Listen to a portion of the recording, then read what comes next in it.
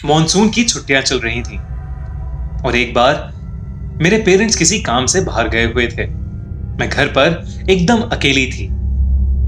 मेरी कॉलोनी एक बड़े से पहाड़ के ऊपर थोड़ी सुनसान जगह में सिचुएटेड थी। वहां यूजुअली कोई आता जाता नहीं था। मैं ऐसे ही लेट कर टीवी देख रही थी जब किसी ने डोरबेल बजाई। मैंने कोई जवाब नहीं दिया क्योंकि नॉर्मली उस समय कोई घर पर नहीं आता जाता और अगर मेरी फैमिली होती तो खुद ही दरवाजा खोलकर अंदर आ जाती। दूसरी बार भी घंटी बजी लेकिन मैंने ध्यान नहीं दिया। पर तीसरी बार जब वापस मुझे डोरबेल सुनाई दी तो मुझे थोड़ा शक हुआ। मेरे घर की एंट्रेंस पर एक बड़ा सा वुडन डोर है और चारों तरफ दीवारें हैं, तो बेसिकली बाहर देखने का कोई भी जरिया नहीं है अनलेस पियानो रूम से जाके ना देखा जाए तो। इसका मतलब बाहर से भी कोई पता नहीं कर सकता कि हम अंदर हैं या नहीं जब तक हम बहुत जोरों से शोर ना मचा रहे हों। जब तीसरी बेल बजी तो मैं दरवाजे के पीछे जाकर खड़ी हो गई। कोई भी नॉर्मल इंसान 3 बार घंटी बजाने के बाद चला जाता है, लेकिन वो जो भी था उसने जोरों से दरवाजा पीटना शुरू कर दिया जिससे मैं बहुत ज्यादा डर गई।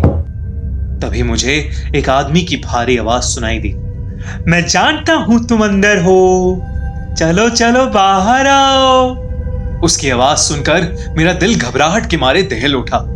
मैं यही सोचे जा रही थी कि उस आदमी को कैसे पता चला कि मैं अंदर हूं। एक लंबी खामोशी के बाद वो वहां से चला गया, लेकिन फिर भी मेरे अंदर इतनी हिम्मत नहीं थी कि मैं दरवाजा खोल के बाहर देख पाऊं। मैंने उसके बाद मॉम डैड को फोन किया और उनसे पूछा कि क्या कोई घर आने वाला था। उन्होंने मना किया कि नहीं, कोई भी घर नहीं आने वाला था। मैंने कुछ देर उस आदमी के बारे में सोचा, लेकिन फिर मैं वापस टीवी देखने लगी।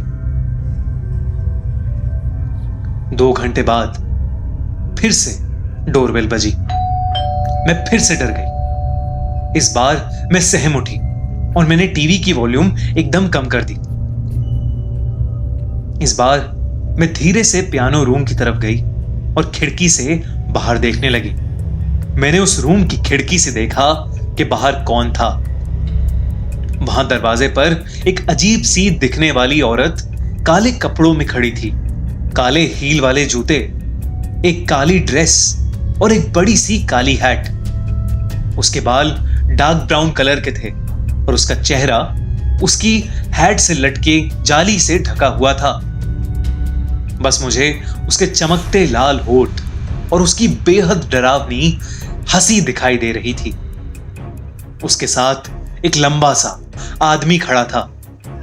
उसने भी एक काले रंग का सूट पहना हुआ था।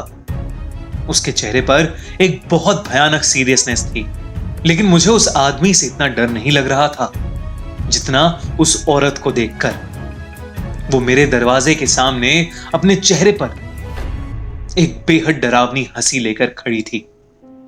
कुछ देर तक जब मैंने दरवाजा नहीं खोला तो वो वहां से वापस जाने लगी।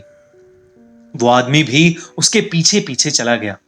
उस रात मैं सो ही नहीं पाई।